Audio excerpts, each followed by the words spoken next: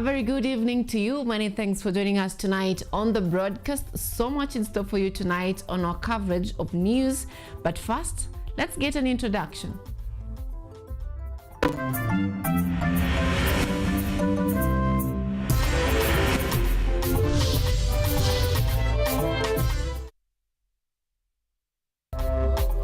This is Weekend Live with Anyango, Sylvia.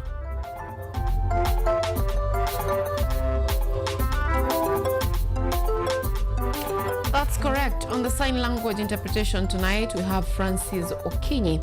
And remember, this broadcast is also coming to you live on YouTube at Kutv News Kenya. You can also engage with us on X at KUTV_Kenya or at Anyango Sylvia KE. We begin. Now, the incident was witnessed on Friday in Tana River, where the governor, Dado Godana, blamed the national government for neglecting the county in terms of development, has stirred political tides in the country. Interior Cabinet Secretary Kipchumba Murkomen now blames the governor for stalled development projects in the county, saying he has distanced himself from the national government. Our reporter Bluesmail Hassan takes us deeper into the story. You must have heard this famous beam sound circulating on social media. Now, listen to this.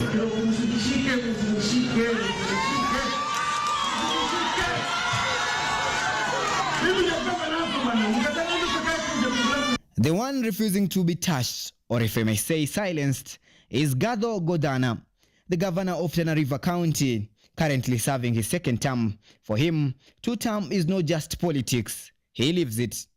Unajua mimi nakueleza kwa sababu nimekaa hapa governor 2 terms. Hiyo 2 term mnasema nimepewa na wananchi wa Tana.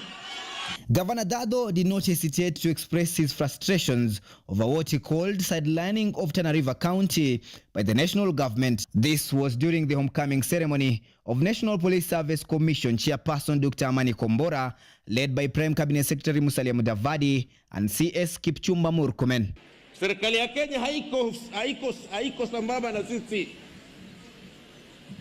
Haitusaidii vilivyo. Naelewa Murkomen. Nataka kwa sababu nimempata Prime Cabinet Secretary. Wacha!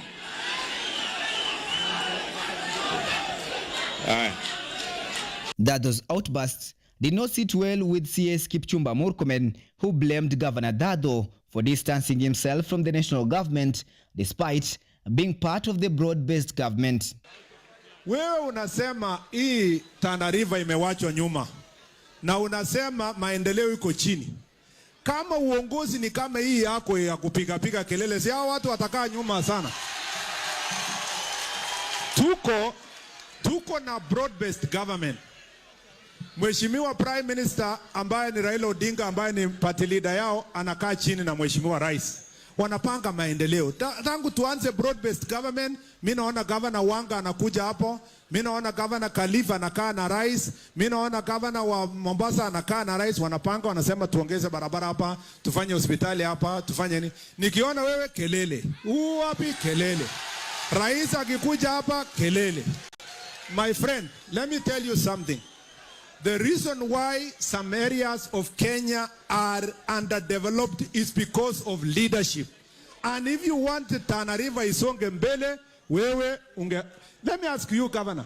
Wewe ukiongea vile uliongea hapa mbele ya Prime Cabinet Secretary wetu, bila heshima yoyote yenye umempatia, akifika Nairobi anafikiria nini kuhusu uongozi wako?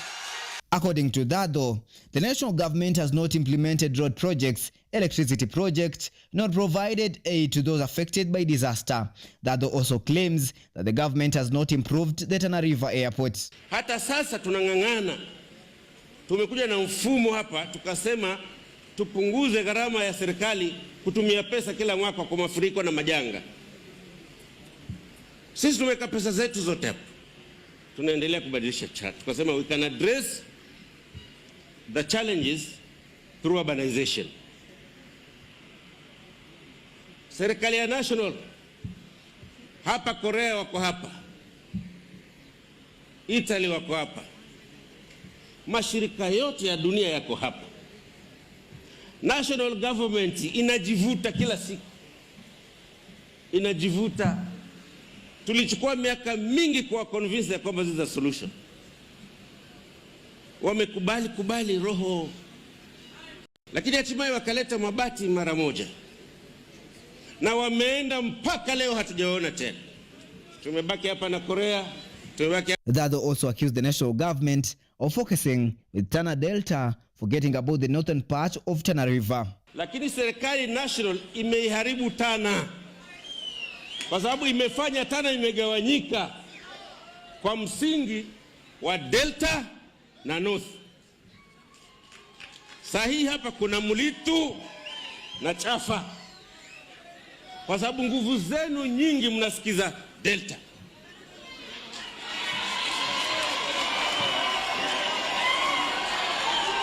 Hata saizi mazungumzo yote hapa ilikuwa ni Delta, si Tana River.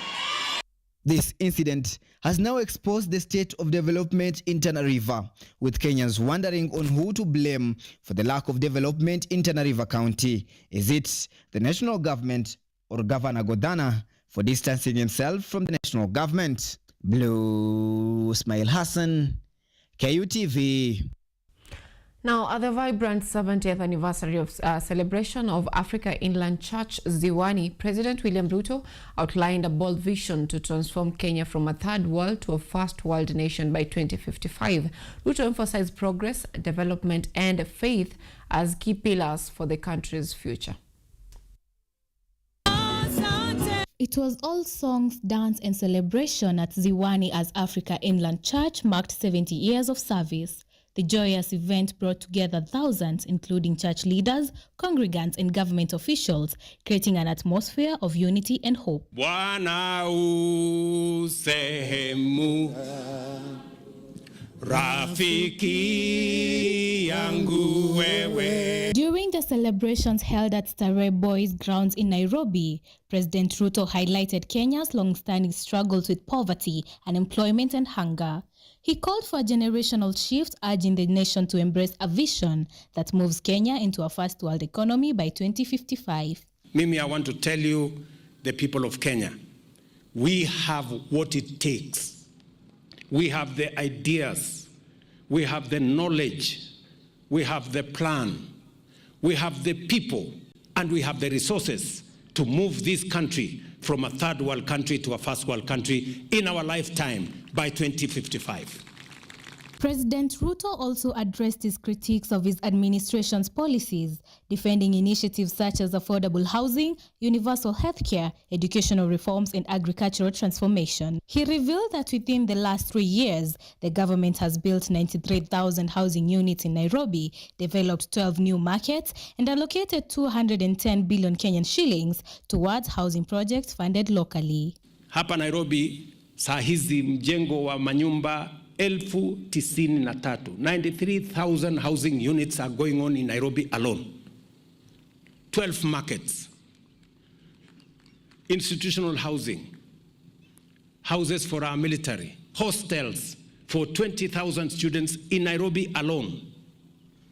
Our budget for Nairobi City alone in matters housing, markets, institutional, affordable housing and institutional housing and hostels is 210 billion shillings. Nairobi Governor Johnson Sakaja committed to restoring historic buildings across the city to preserve Kenya's cultural heritage for future generations.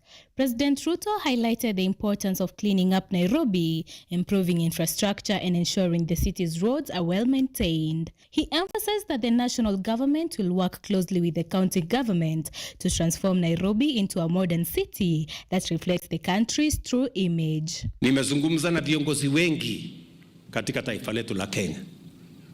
Nimeongea na wabunge almost 80% of parliament, one-on-one, to explain to them how we are going to move this country from a third world country to a first world country. The event was not only a celebration of faith, but also a platform for national reflection, reinforcing the critical role of faith-based organizations in Kenya's socio-economic development and the government's commitment to long-term progress. Mwenye kuanzisha na mwenye kutimiza imani yetu. Glory Kadhure, KUTV, Nairobi. Thank you, Glory. Now, former Deputy President Rigathi Gachagua has called on the Mount Kenya people to remain united, citing the recent political truce between President William Ruto and KANU Chairman Gideon Moi as an example. Gachagua accused the head of state of double standards, uniting his own community while dividing other regions. Gachagua was addressing congregants at Ambassador of Christ Church in Mwea, Kirinyaga County, did not shy away from chastising some leaders from the Mount Kenya region, accusing them of being used as pawns to divide the community instead of fostering unity. Ruto ameita Gideon Moi pale. Waliongea kikalejini hapo, tuko na marafiki hapo wametuambia. Ruto akasema anaunganisha wakalejini wote ndio apate amani nyumbani, ndio aweze kupanga vita na watu ya Mlima Kenya. Ile maneno ametupangia, tukikubali tugawanyike tutaisha. We must remain united as a people. Now, government leaders have condemned the opposition for claims that the government is implementing development projects in Mbeere North as a way to campaign for the UDA party candidate in the upcoming by-election. Here's the full report. Speaking during the launch of the last mile connectivity project in Mumenji Ward in Mbeere North, the government principal secretaries defended ongoing government projects in the area, which is expected to have by-elections on November 27th. Kenya. Kwa hivyo si ati ni ya tunafanya hivi kwa sababu ya by-election, hapana. Tunafanya hivi kwa sababu ni jukumu na rais. Hiyo pesa ameweka ni kwa sababu akona maono na akona vision ya kuweka 1 million homes within the next 1 year. Principal Secretary of the State Department of Energy Alex Wachira urged opposition leaders to stop branding government development projects in Mbeere as campaign tools for the by-elections. He called on leaders to stop mixing politics with development. So basically ule mtu anajaribu kusema ya kwamba that tumeleta hii maendeleo kwa sababu ya by-election, anapotosha wa Kenya, na hiyo ni porojo tupu. Wachira said that the projects underway in Mbeere North are part of the nationwide government projects and emphasized that the government does not discriminate in development. Hata wakati alikuwa anazunguka last year alilaunch hii program ya entire Embu County, tukiwa pale Manyata, tukiwa Embu Town, kumaanisha ya kwamba hii ni program ambayo inaendelea, na nimesema sio Mbeere North peke yake. Wachira's statements were supported by the UDA candidate from Mbeere North's parliamentary seat, Leonard Mudende, who dismissed opposition claims and urged residents to focus on development happening in Mbeere rather than politics. Kikelele, iko mambo ingine inaongelewa sana, mambo ya kuwa sisi pande ya mlima na nini hatuko kwa serikali, na nataka kuhakikishia Mheshimiwa Rais, ile mambo itafanyika Mbeere North itaonyesha kwamba mlima wa Kenya tuko nyuma yake. Principal Secretary for Roads Joseph Mbugua also accused the opposition for claiming that the government has failed to build the Gikuyari-Kiarie Road. Kwenda ishara pia nayo inaanzishwa, tumeadvertise na tuna uhakika ya kwamba itaweza kukarabatiwa ndio iweze kuanzishwa ifikapo mwezi wa 11. Budget ni a moving document. Kwa wakati huu this unfolds, politics in Mbeere continues to heat up, with the government determined to finish development projects in Mbeere. The opposition is also seeking the Mbeere North seat to show its dominance in the Mount Kenya region. Blue Ismail Hassan, KUTV. All right, now former Principal Secretary in the State Department of East African Community and Kenya's Consul General to Arusha, Abdi Dubat, has thanked President William Ruto for scrapping the vetting process for ID cards that targeted communities in the border counties. Dubat, who is vying for the Garissa gubernatorial seat in the 2027 election, claims that the county has suffered from prolonged poor leadership, an issue he says should be addressed by the electorate through the ballot. Yusuf Abdinasser has more. Speaking in Balambala constituency, Garissa County, during an event to officially unveil his bid for the Garissa gubernatorial race,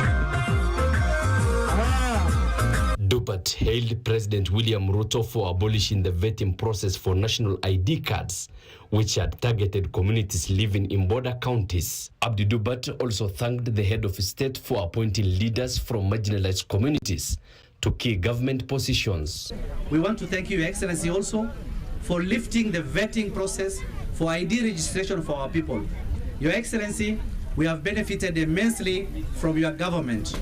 As the people of Garissa County, we hold high offices in this government, and we like to tell you that we feel that we are part of this government for the first time. We feel that we are part of a government. Speaking about the development status of Garissa County, Dupat stated that for meaningful change to be realized, residents must unite with a shared purpose and vision to restore the dignity and progress that the county has long been seeking. I want to assure His Excellency the President that regardless of the competition that we may have amongst ourselves in the Garissa County, for all other elective positions from the governor all the way to the MCA, we are united in the presidential vote, and we are all going to vote for you, Your Excellency, so that you get a second term and we continue having a government that listens to the people, a government that works for the people.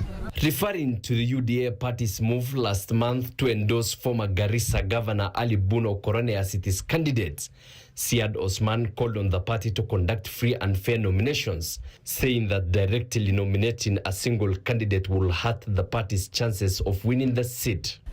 Hivi majuzi tuliona mahelikopters wamekuja, watu ya chama wamekuja wakahanda hafla kubwa ya chama kumpokea mtu moja tu defector, one defector, kumpokea mtu alafu wakampatia certificate, na walisema ya kwamba yeye ndo atakuwa mwenye kinara ya hiyo chama ya UDA 2027.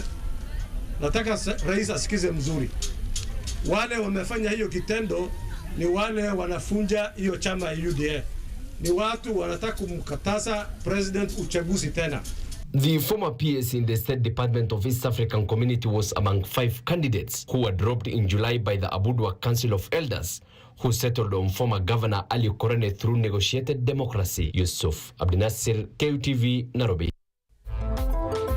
Now that story by Yusuf takes us to the very first break on the broadcast tonight. Stay with us.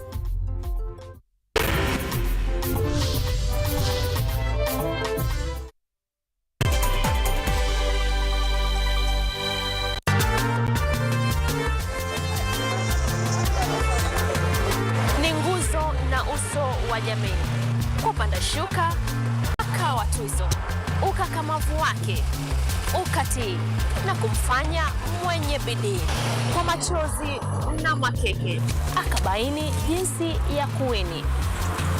Huyu ni mwanamke ngangari kwa jinsi alivyo ng'ari. Mimi ni mwanamke mwake. Usikose kutazama kipindi cha mwanamke mwake nami Caroline Kimwele.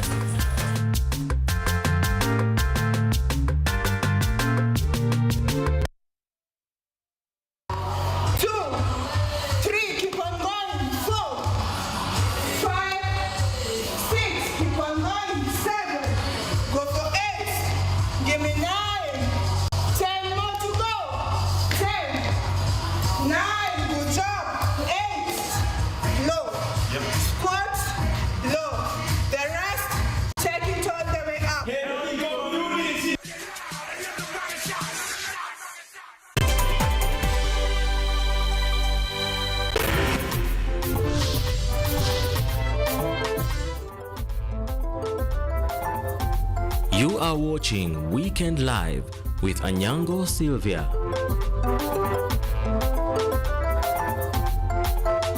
Welcome back. Now moving on with our broadcast tonight, Siaya County struggles with sustainable access to sanitary towels for schoolgirls despite donation efforts. Senator Oburu Odinga has once again promised to renew plans to establish a local manufacturing plant, reviving an initiative from the previous regime led by Colonel Rasanga to ensure availability of consistent and affordable hygiene products. The initiative to establish a local sanitary towel manufacturing plant in Siaya County has been launched as a sustainable solution to the ongoing challenges faced by schoolgirls in accessing essential health products. In 2023, under the previous county administration led by Governor Cornel Rasanga, Senator Oburu Oginga and Governor Rasanga traveled to South Korea seeking investors for the project. However, upon discovering that the potential investor was offering a second-hand manufacturing setup rather than a new facility, they decided to withdraw from the deal, leading to the shelving of the plan. Our girls are exploited. Although community organizations and government agencies have donated sanitary towels and set up pad banks in schools, many girls in Siaya County still face difficulties in accessing these essential hygiene products, which affects their school attendance and overall health. One time I went to Korea. I went to Korea specifically with the governor of Siaya here, Rasanga. And we went to look for an investor to come and invest in a factory producing sanitary towels here.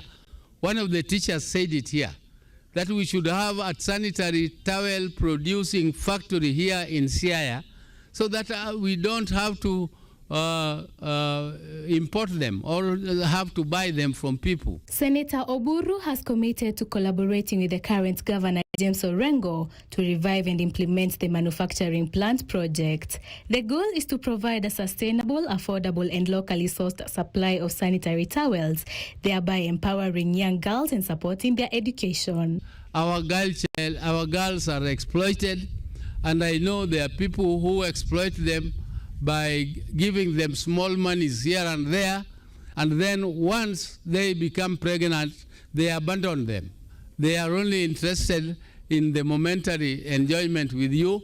Once they have given you 5, 10 shillings or 100 shillings, 200 shillings, they are not interested in you. They will abandon you. And once they abandon you, your future is glim. And we want to make sure that we retrieve some of them who have already been misled, and we don't want them to perish. This renewed focus highlights the county's determination to address menstrual hygiene challenges through sustainable innovation and community-driven solutions. Glory Kadhure, KUTV, Nairobi.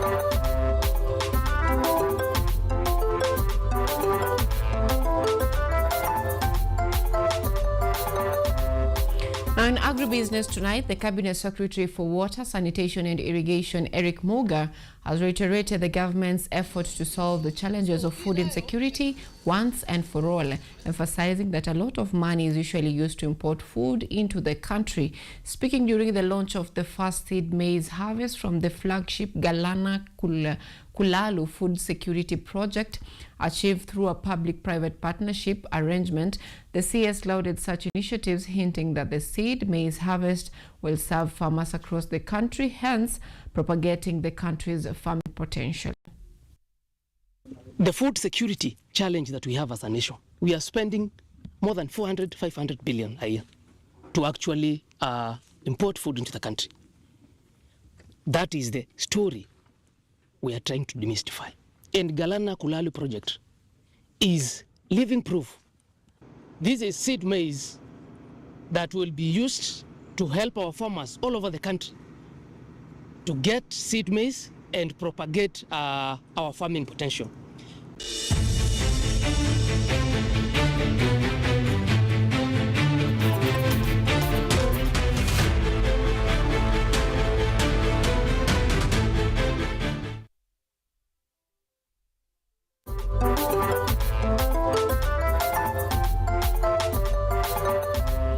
Now on that note, let's take a very short break. We'll be back with sports.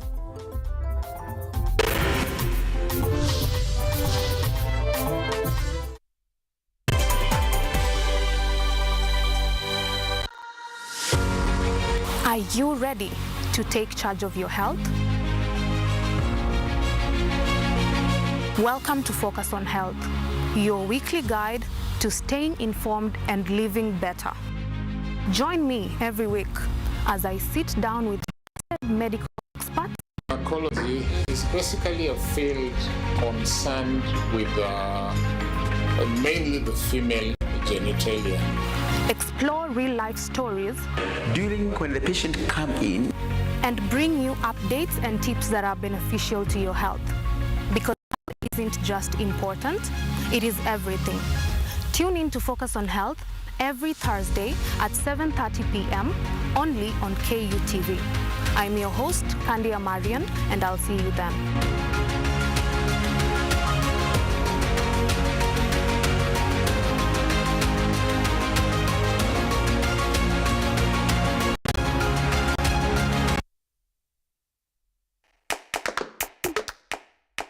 Baada ya kutafuta kazi, tunaweza kuanzisha miradi yetu ambayo ingetusaidia kubadilisha maisha ya wazazi wetu. Kwa vijana wenzangu, wengi wale hawana kazi, lakini ikiwa sisi wenyewe tutajiamini, tunaweza kujiajiri wenyewe. Afrika kwa kweli tuna mahitaji ambayo ukiyasuluhisha unaweza kuathiri watu kwenye bara hili. Bila uoga,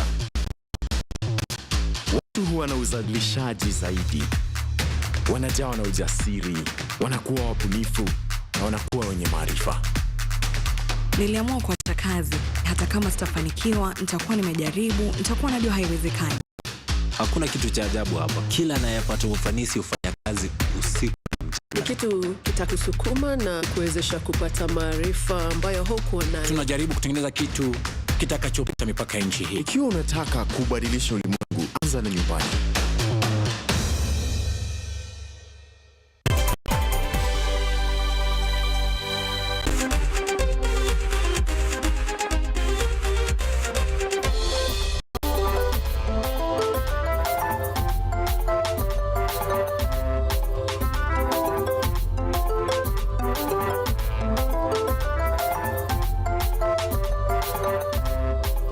Now in sports tonight, FKF has completed a week-long introductory coaching course at Mathare Youth Sports Association aimed to gauge coaches' competence in delivering FIFA coaching programs and mentoring new coaches. The exercise was led by Salim Ali and Beldin Odemba, who have been evaluated by FIFA Technical Department expert Trans Mogashore is part of their journey to becoming certified FIFA coach educators. Once certified, the trainees will join the elite group of educators authorized to train and accredit coaches under FIFA standards, marking a major step in developing Kenya's technical football capacity. Football is for continuous learners because every day football dynamics change and we have to always keep tabs. Now this is another stage where FIFA sends a mentor to come and work with the coach educators in real life. They are conducting a course. We are observing if they are following the lessons they learned in the e-learning, online and on-site. So this is the reason why I am here. And this is part of the idea by FIFA that each and every MA must have is homegrown coaches. Nimekuwa nikicheza ball, nimelelewa nikicheza, niliintroduciwa kwa ball na nikaenjoy kucheza ball. Na kufika mpaka saa hii bado niko na hiyo tamaa ya kuendelesha kufunza pia wale wadogo wangu. Wale wanakuja na ndio niwafunze, nafaa niwafunze the right way. Nisiwapoteze, ile niwapatie ile structure nimepata hapa kwa makochi wetu wale pia tuna emulate. I came for the course because it's very important to develop young players. We notice there's a lot of skills. Grassroots football is very important. This is the level where most players actually develop their skills. So if we give proper coaching, they can develop as they grow. They can be professionals in a good way.